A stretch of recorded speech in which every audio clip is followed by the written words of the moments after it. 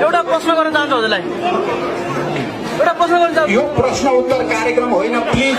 म आम नागरिक हैसियतबाट नागरिक छोड्न न यहाँ समय छैन अहिले हुँदैन पछि अहिले पत्रकार सम्मेलन गर्दा जति सोले नै हुँदैन तपाईँ यो मासमा अब त्यसकारण मैले अब अरू भनिन जे भए पनि गणतन्त्रको तुलना निरङ्कुश तन्त्रसँग हुनै सक्दैन यो कुरा विश्व इतिहासले देखाएको कुरा हो यो कुरामा हामी सबै प्रष्ट हुन जरुरी छ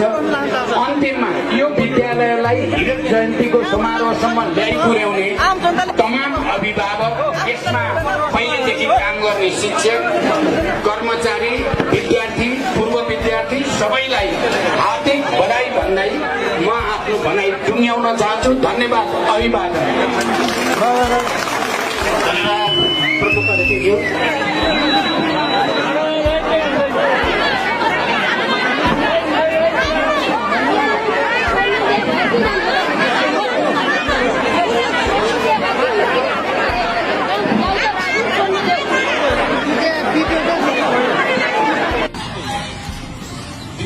Hey!